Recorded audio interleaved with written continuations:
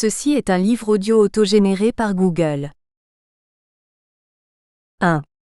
Les discriminations au quotidien. On ne compte plus les rapports qui interpellent la société sur la place des Français issus de l'immigration et sur les discriminations qu'ils subissent au quotidien. Les derniers rapports publiés en novembre 2004 ne font pas exception. L'intitulé du rapport de la Cour des comptes rendu public mardi 23 novembre 2004, l'accueil des immigrants et l'intégration des populations issues de l'immigration, permet de cibler immédiatement le public concerné, les immigrés ou les Français issus de l'immigration. Le même mois, M. BEBEAR publie son rapport sur les discriminations notamment dans le domaine professionnel et il concerne les seuls immigrés. Comme si la discrimination ethnique se résumait à un public particulier, celui issu de l'immigration et ne touchait pas les Français originaires d'outre-mer. Il est donc utile de lister les discriminations qui affectent cette catégorie particulière de Français, afin que si solution il y a, celle-ci ne leur soit applicable. Ce sont globalement les mêmes que pour les Français d'origine étrangère. Mais les résistances à reconnaître l'évidence suscitent un soupçon sur les arrière-pensées. Traduisent-elles la mauvaise conscience des pouvoirs publics qui doivent bien avouer leur échec ou sont-elles révélatrices d'un malaise plus profond, celui de voir perdurer des discriminations anciennes alors qu'ils prétendent s'attaquer et régler ces mêmes discriminations mais qui visent un public nouveau? Discrimination à l'embauche et à la promotion sociale. Les Français originaires d'outre-mer, en particulier ceux nés dans un département d'outre-mer, font l'objet de discrimination à l'embauche et se voient opposer des contraintes de toute nature préjudiciables à leur promotion sociale. Dans ces affaires de discrimination directe, la charge de la preuve qui relève de la victime est quasiment impossible à apporter. Le collectif, malgré son intime conviction sur plusieurs affaires, a dû, à regret, renoncer à entamer une action. 1 degré, discrimination à l'embauche dans le privé. La couleur de peau est un frein à l'embauche dans le privé.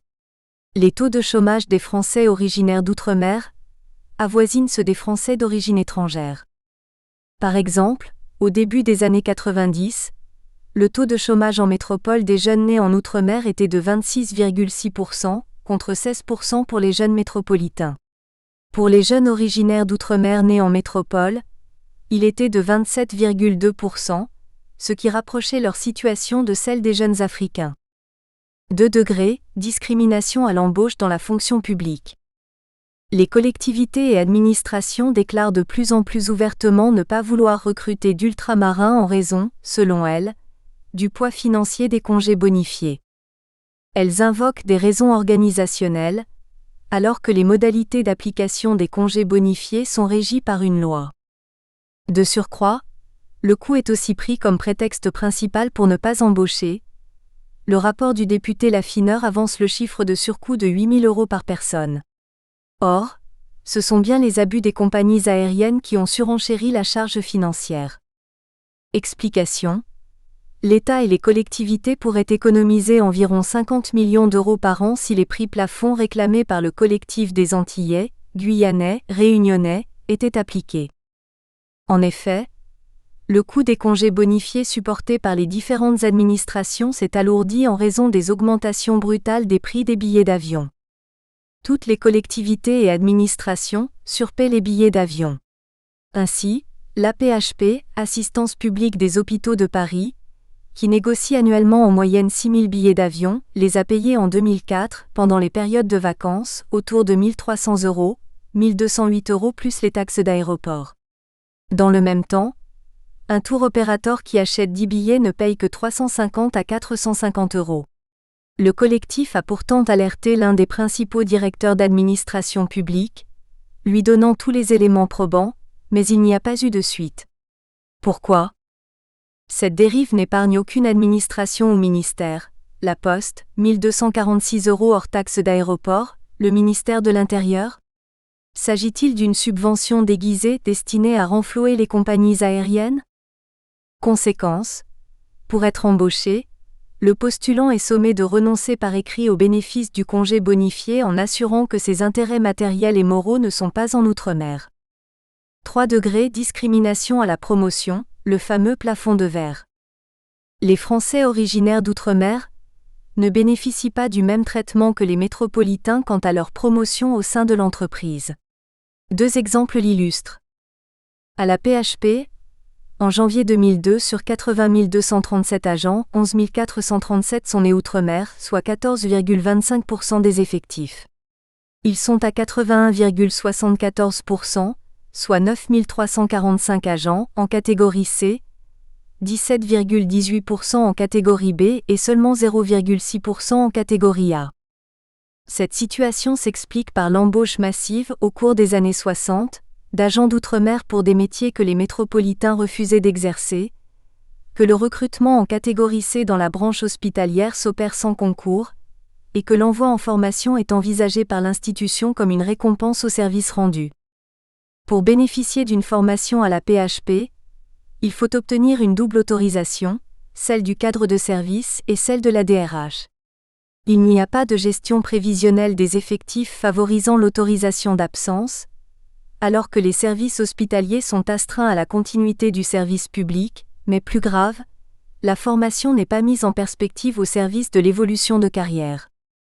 À la mairie de Paris, en 2003, sur 45 001 agents, 5 453 étaient nés en Outre-mer, soit 12,11% des effectifs. Ils sont surreprésentés dans la catégorie C. 5 192 étaient en catégorie C, sur un effectif de 27 900 agents de catégorie C, soit 15,7% du total et 97% de l'effectif des agents nés Outre-mer. Et seulement 3%, soit 229 agents en catégorie B, et 0,7%, soit 32 agents de catégorie A. Les agents en catégorie C, Y demeurent à 98% contre 90% pour les métropolitains. L'avancement leur est plus difficile. 4 degrés, discrimination et brimade au travail.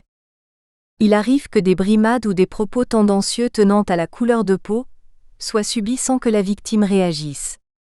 Car ceux qui osent défier la loi du silence sont parfois mal récompensés, surtout si les faits répréhensibles émanent de collègues. Soit ils sont licenciés, soit leurs supérieurs minimisent les incidents. Le collectif a été saisi de plusieurs cas dans les entreprises privées. Mais le secteur public est aussi concerné. Par exemple, dans une préfecture de la région parisienne, un agent public qui avait subi les injures tenant à sa couleur de peau s'en était ouvert à son supérieur. Celui-ci lui avait demandé de ne pas réagir. Après enquête, le collectif a exercé une forte pression.